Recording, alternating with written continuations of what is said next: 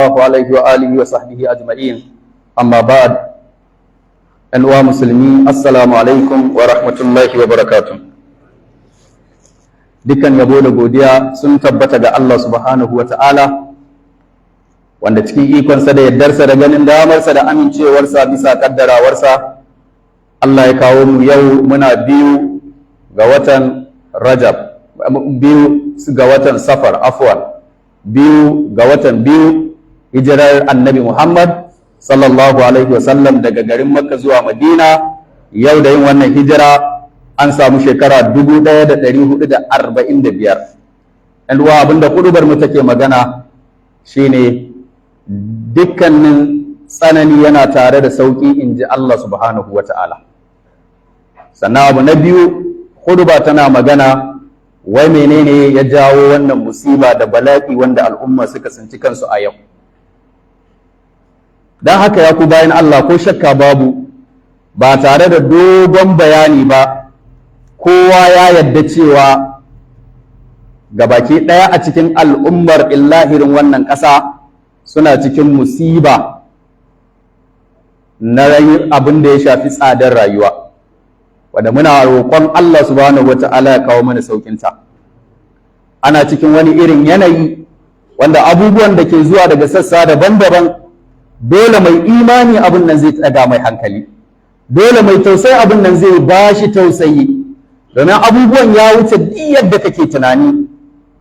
Inda abin yake, idan ana faɗin raɗaɗin ciwo, in ka samu mai ciwon ɗan kankare yana ba da labarin yadda ciwon yake, ba wanda ya san zafin ciwon ɗan kankare sai wanda shi ɗin ya taɓa ciwon ko kuma wanda a yanzu yake ciwon. Haka idan ka samu mai ciwon haƙori yana ba da labarin yadda raɗaɗin ciwon haƙori yake, ba wanda ya san yadda raɗaɗin yake sai wanda ya taɓa ciwon haƙorin ko kuma wanda yanzu yake ciwon. Haka in ka samu mai ciwon kunne ko mai ciwon ido, kai ciwuka na nan da yawa wanda in an gaya ma yadda ake ji, to mutum bai sanin yadda ake ji sai in ya taɓa ciwon ko kuma a halin yanzu yana cikin ciwon. To shi yasa wannan musiba da ake ciki, 'yan uwa, abun ya wuce duk inda kake tunani, abun ya kai inna lillahi wa inna ilaihi raji'un. Domin musibar ta sa mun fara gani ababen da suka fara zuwa wanda muke ji da gani, to ya fara daga hankali. Domin mun ga wasu mata a shekaran jiya sun yi zanga-zanga a garin Kaduna, mata da yara, kai daga cikin ma wanda ake hira da ita akwai yara guda 4 wanda aka rasa saboda yaran nan yunwa ta dame su. Uwan nan ta rasa abin da za ta ba su, ta ɗora ruwan zafi ta zuba gishiri, kuma ruwan zafin nan ya yi, ta ƙara gishiri ta ba su suka sha, gabaki ɗaya suka kwana a kiyama. Wata yadda da ta mutu aka kai ta kabari, an gama rufe ta, ana addu'a Allah ya jiƙanta. Uban ya tashi ce, wannan yarinyar na rantse muku da Allah jama'a, yunwa ce ta sanadiyar ta, wallahi ba mutuwar Allah da annabi ne, yunwa ce. Kai musiba ta wuce yadda ake tunani, saboda kayan abinci sun yi tsadar da tun da aka yi duniya ba su taɓa tsada ba irin na wannan lokaci. Abubuwan sun wuce tunani, kuma masu hashashe suna ganin cewa wannan somin taɓi ne, wannan ba a buɗe ƙofar komai ba a maga komai ba, wanda muke fata Allah ya sa wannan hasashen nasu ya zama ƙarya, kar ya zama gaskiya. Domin a hakan an ga abubuwa da yawa, ba ma wai ba a ga komai ba, an gani da yawa. Domin da abin da ya kawo musiba irin wannan ta faɗo, malam, har daga cikin zanga-zangan a ƙarshe abin ma ya koma ma a fasa shagunan mutane ana kwasan abinci. Wanda idan abin nan ya faru, ƙofar nan ta buɗe, to babu wani ɗan kasuwa da yake cikin aminci. Wallahi mutane za ka gansu sun yi gungu sun shiga shagonka, malam, ba wanda za ka riƙe, za su kwashe komai tas su barka daga kai sai shagon. Kai ma dole ka bi wannan ayarin a je shagon na gaba da kai, kai ma ka kwasa. Haka za a talauta mutane domin yunwa ta shigo ƙasa. To ya ku bayan Allah, tabbas malamai ba za su tsaya su ce mana ku je ku zanga-zanga ba, domin ƙarshenta sharri yake zama. domin kun ga abin da aka fara yi a garin Kaduna. kun ga abin da ya fara zama a garin Adamawa, kun ga wasu sassa na garuruwa fara wannan, kun ga abin yadda ya zama. To me ya mafita? Sannan kuma me ya kawo wannan musiba? Qur'ani ya gaya mana ma asaba min musibatin fa bima kasabat aydin nas wa yafu an kathir. Allah ya ce ba wata musiba wadda za ku ga ta zo maku. Jama'a wannan hali da ake cikin musiba ne ko ba musiba ba? Allah ya ce ba wata musiba wadda za ta zo maku face ku ne kuka jawo wannan musibar ta zo muku. Hannunku ne ya jawo. Haka Allah ya faɗa. Allah ba zai mana ƙarya ba don ba tsoron mu yake ba, domin sai dai mu ji tsoron shi ba dai shi ya ji tsoron mu ba. Allah ya ce mu ne muka jawo ta. To tunda Allah ya ce mu ne, to mu kallakan mu ne muke yi. Jama'a, na faɗi wannan a mulkin da ya wuce. Na ce wallahi in ba mu canza ba, in ba mu gyara halin mu ba, in ba mu zama na kirki ba, wallahi duk wanda za a je a kwaso zai zo ya dora, za mu dora wahalar ne mun dinga shanta har ila yawmil kiyama, sai ranar da muka shiga ya kamata mu canza muka canza. Da kuma har yanzu ba ma ganin ya dace mu canza. Ku koma Qur'ani, Allah ya ba mu labarin wasu garuruwa, Allah ya musu ni'ima, Allah ya musu arziki, kai sai da ya zamanto mutanen garin ba sa noma. Mutum zai ji ayaba yake so ya ci, yanzu nan bishiyan ayaba ta miƙe ta zama ayaba nunanniya kusa da bakinsa, kuma ayaban ta zo a ɓare sai dai ya datsa ya tauna ya haɗiye. Allah ya musu duk abin da zai musu na ni'ima. Allah ya ba su lafiyan duk da zai ba su na lafiya, ya ba su ƙarfin da zai ba su. Mutum ɗaya sai ya sadu da mata sun fi 200 kuma ya ji yanzu ma ya fara. Allah ya ba su duk ni'ima na ƙarfi da lafiya. Fa kafarat bi an'umillahi. Allah ya ce da suka taɓo ni ba su ji da daɗi ba. Wallahi sai da mutanen nan suka koma, Qur'ani yana ba mu labari, in ka ji halin da suka koma sai ka zubar musu da hawaye. Mutanen da suke cikin ni'ima, mutanen da suke cikin jin daɗi. Sunnar Allah ce ya ku bayan Allah, tun mutanen da suka ƙi biyayya ga ni'imar Allah, suka ƙi tsare dokokin Allah, suka sa zalunci a gabansu, to wallahi waɗannan mutane Allah yana musu muguwar jarabawa. Allah yana musu muguwar jarabawa. Mutanen Makka sai da suka yi shekara takwas suna cikin azaba da bala'i. Azaba da bala'i. Saboda zalunci. Kuna ɗauko zalunci.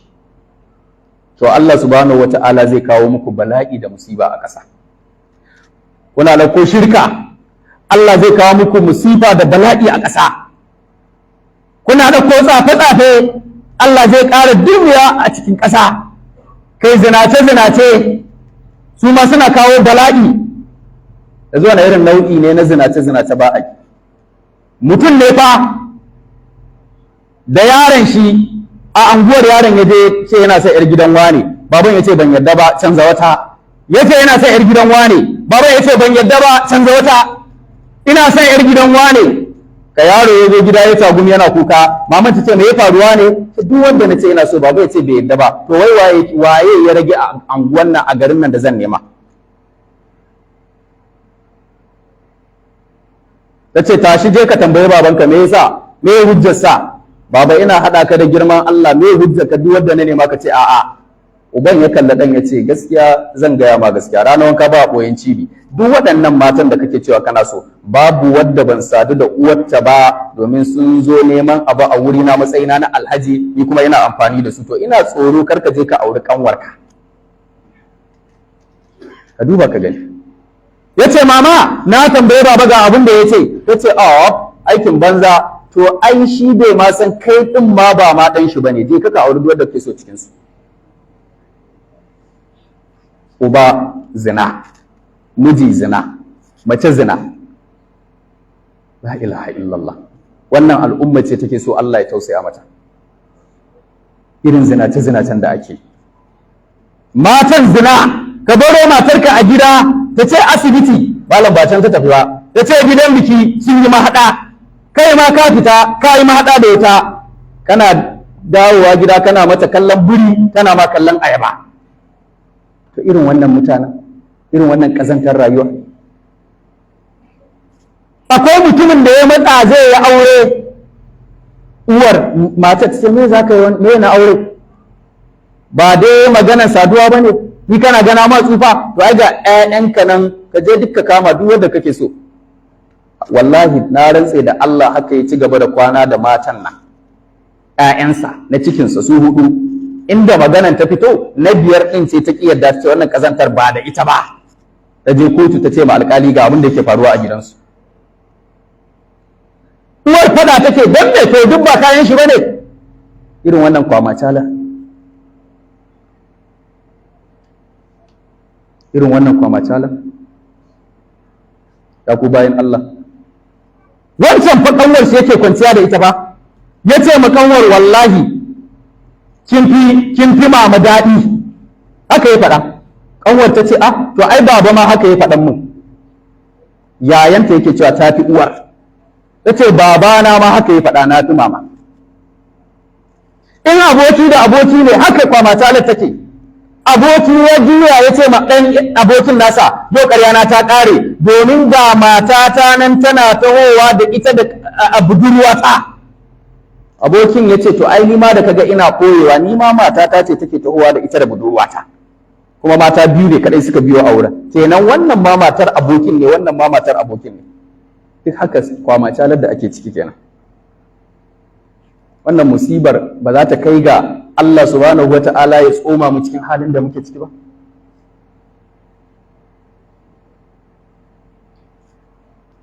Ba za ta tsoma mu ba. Ga mugun zalunci a hannunmu, abin mutum ya shiga hannunka ba za ka ba shi ba, nashi ne, sai dai in ba ta shiga hannunka ba.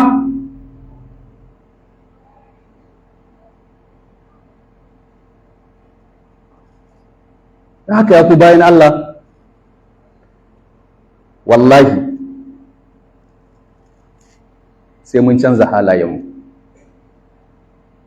Musibar nan da muke ciki labarinta muke ji, to amma in muka duba gefe guda, ƙur'ani yana gaya mana fa inna ma'al usri yusra. Allah ya ce kowane tsanani da kake gani to akwai sauƙi da yake zuwa a baya. Malamai suka ce bushara ce Allah yake wa manzon Allah sallallahu alaihi wa sallam, bushara ce Allah yake ma mu'minai, bushara ce Allah yake wa mutanen kirki. Ga duk tsananin da za a yi to sauƙi zai zo,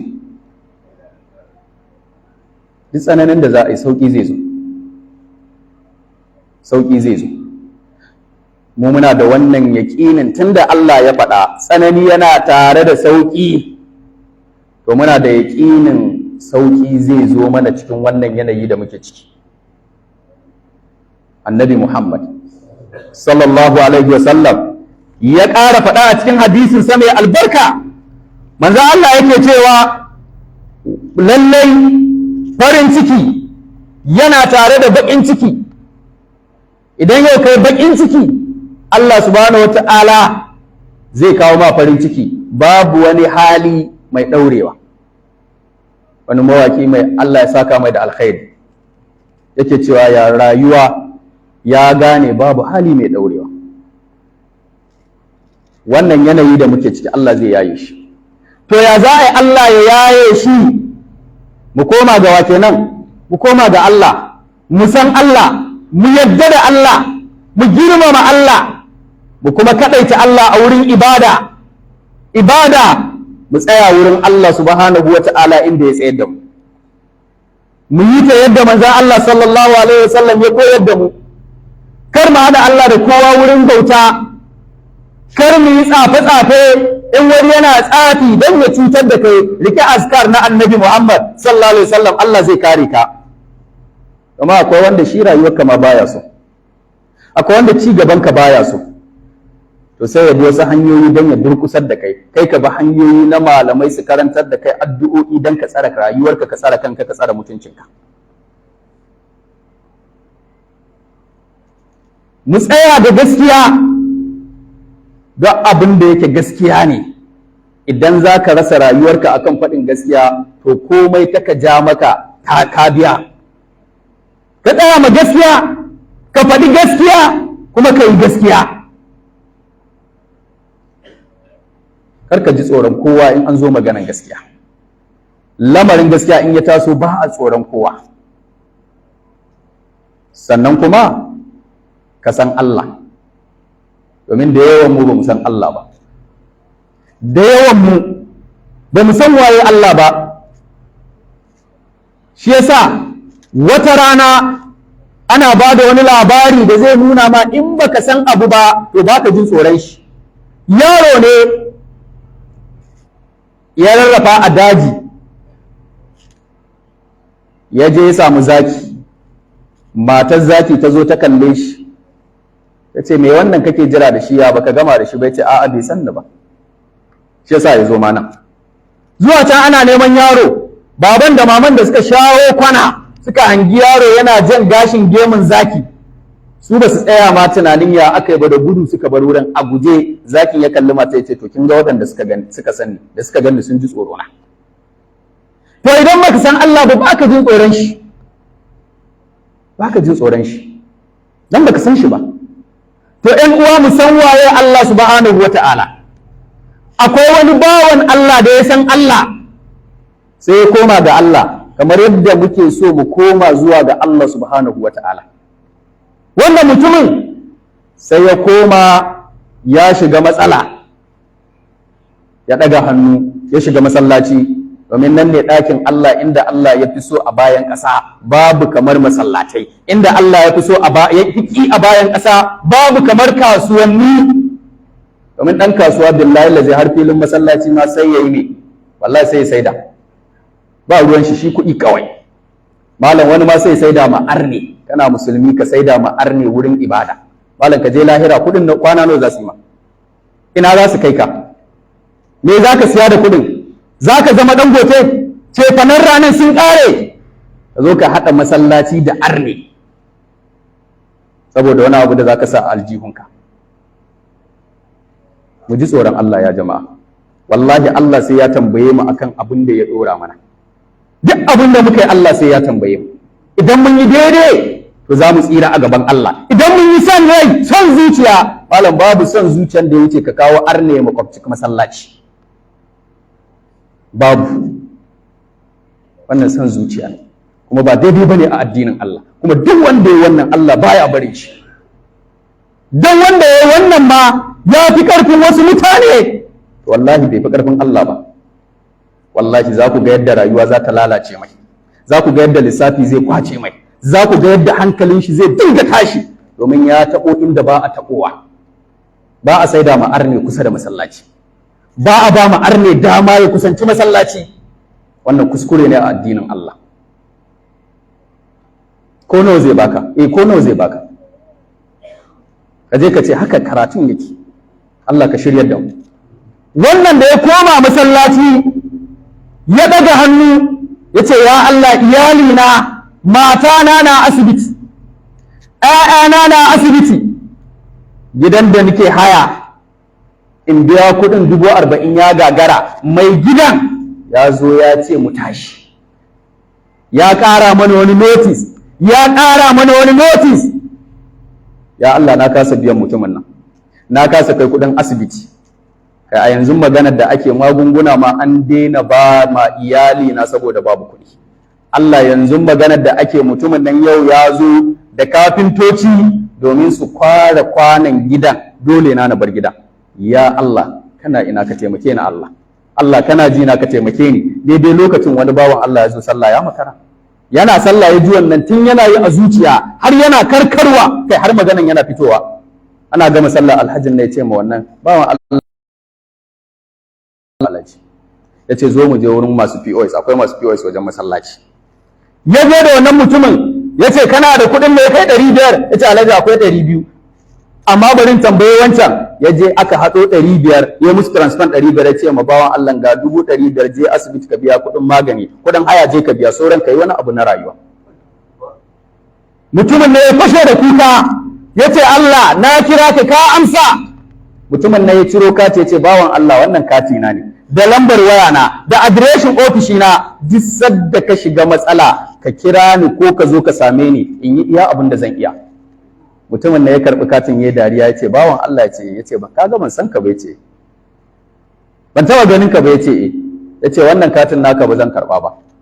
Ya ce me yasa ba za ka karɓa ba? Ya ce saboda kai baka kai in kira ka ba, in na shiga matsala zan dawo in kira wanda na kira ya turo min kai, ko ya ƙara turo ka ko ya turo wani wanda ya fi ka. Ya ce amma ni na san cewa Allah ake nema ya agaza. To wannan ya san Allah. To yanzu in ni ne in kai wani ya ce ga kati na da gudu za mu riƙe katin. Muna ganin cewa mun samu wanda in mun shiga matsala za mu yi ne. To malam ba mu san Allah ba. Ai wanda ya san Allah daban yake. Kullum muna cewa mu yi kokari mu san waye Allah. Mu yi kokari mu san waye Allah. Dan Allah zai iya karɓi katin ya je gida ya rasa inda ya sa katin, in ya shiga matsala ya zo ne ma ya rasa, ko ba zai yi ba. Zai iya kiran shi ma ya ki ɗaukan wayan ya canza layi, ko ba zai yi ba. Kai to wancan ɗin mai kuɗin ma zai iya mutuwa ko ba zai iya ba. To a lokacin ya kirawa malam wanda ya san Allah rayuwarsu daban take. Duk wannan da kaga muna kwakwazo a baki ne ba mu san waye Allah ba. Malam in ka tsaya ma Allah magana ta kare. Daga radda ka gane Allah ke baka, Allah ke hana ka, malam duk abin da ka samu Allah ne, duk abin da ka rasa Allah ne. Wani dan adam bai isa ma komai ba. Allah ka zauna da kasar mu lafiya. Allah ka rufa mana asiri duniya da lahira. Allah ka zaunar da kasar mu lafiya. Wannan musiba da take kasar mu na tsadar kayan rayuwa, Allah ka kawo mana saukinta. Allah ka kawo mana saukinta. Wani ya ce malam muna son mu fara zagin Tinubu shi ma, amma muna jin kunya, ba mu daɗe da gama zagin Buhari ba. Ya ce muna jin kunya mu fara. Ya ce a'a ai ana iya farawa. Wani kuma ya ce a'a ai an ce shugaba ne ba a zagi, amma za a iya zagin uban shugaban. Shi da dole sai an yi bala'in nan na zage-zagen nan. Kuma a nan muke ta cewa ku daina. Allah zai iya kawo wanda Buhari sai kun ce zamanin shi aljanna ake. Sai wani ya ce ai kuɗi ne, ai siyasa ce, ai kaza ne, ai Buharin bai laifi. A'a, ko shi ma Tinubun ku daina. Malam in ma kuka ce za ku yi zagin, to shekara 4 ne ko 8, to kuma wani yana zuwa bayan Tinubu. Kai dai anan zaka kare a zagi. Kai anan zaka kare a surutu. Mu ce jama'a mu haɗu mu yi addu'a. Mu ɗaga hannu mu koma ga Allah, mu ce Allah ka kawo mana mafita. Na rantse da girman Allah, idan kwanan shinkafa za ta kai 10,000, kai sai Allah ya baka kuɗin siya, sai dai wani ya kuka amma ba kai ba, dan kai baka cikin masu zagi, cikin masu addu'a kake. Zage-zagen bai da amfani.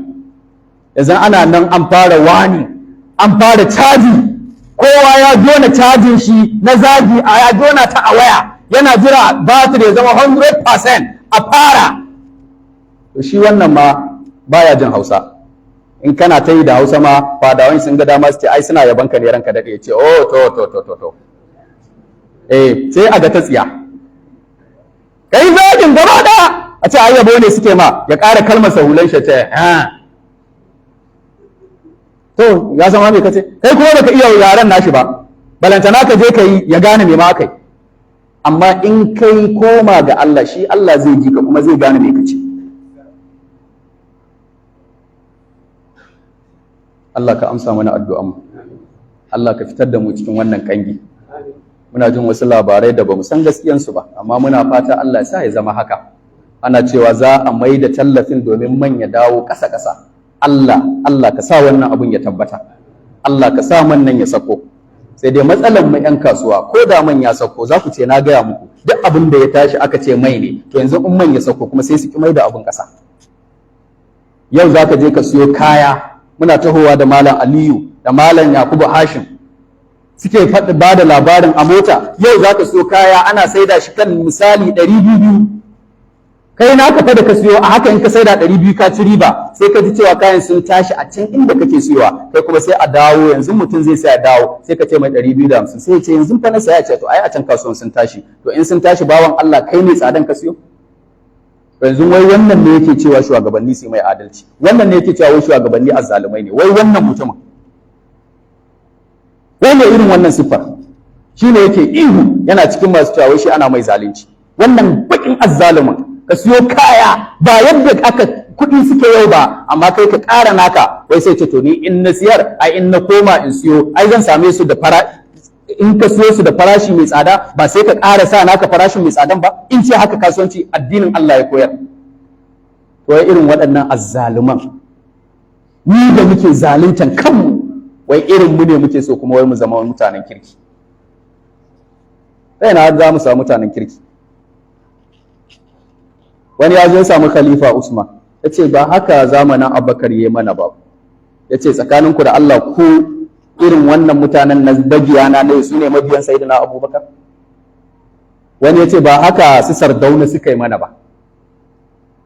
Da ko tsakani da Allah zamanin Sardauna irin mutanen da suka mulka irin mu ne. Zamanin da za a yi tsuntuwar kuɗi a yi sati, har ka ana ba da fatawa ma a aje sai sun shekara. Wanda a yau zamanin da ake ciki waya malam yake ba mu labari, ana makabarta, ana za a sa mutum kabari ka miƙa waya a riƙe ma a rasa. Nan muka je wannan sallar wata mata, yarinyar ta fito, muka ce to hakuri zaki, ce ai ba diyar matan bace, wai ta cikin masu wanka ne, mijinta bai daɗe da so mata waya ba ta 200,000, ita an kira ta magawar wanka, a ɗakin da ake magawar wanka ta riƙe, aka kira ta ɗaga, tana gamawa sai ta aje, wai da miƙa ma wanda za ta riƙe mata cikin masu magawar wanka, wai an nemi waya a rasa. Shekaran jiya aka kama mutum, malamin ka gan shi da siffa mai kyau, mutumin nan aka kama shi, idan an yi rasuwa sai ya zo gidan bayan ya yi jaje ta'aziyya ya ce kuma shi yana bin gawar bashi, ya fashe da kuka ce amma yadda suka yi mu'amalar arziki ya yafe mai rabi, a biya rabi kawai. Sai a yi kabbara a ce bawan Allah mai imani ya biyo shi kuɗi amma ya ce ya yafa rabi, a ce kuɗin nawa ne, ya ce dama 300,000 ne amma na yafa rabi a bani 150. Da ya karɓa nan sai ya je ina aka yi mutuwa, sai ya je can ma ya ce yana bin bashi. Wallahi shekaran jiya sai gashi a hannu tsamo an kama shi. To wai irin wannan mutanen, Allah ni abin da nake cewa, ba mu shirya Allah ya taimake mu ba, ya tausaya mana, ba mu shirya ba. Gawa ma sai ka zalunce ta, mutum ya tafi, abin da ya bar ma magata sai ka, to wannan mutanen ina za mu kai, ina za mu, me yake damun mu ne, me matsalar mu, ni da kanmu faɗa in ba masu mana faɗa, wannan irin rayuwa ne, ina za mu. اللهم اعز الاسلام والمسلمين واذل الشرك والمشركين ودمر اعداءك اعداء الدين وانصر عبادك الموحدين برحمتك يا ارحم الراحمين قوموا الى صلاتكم يرحمكم الرحمن.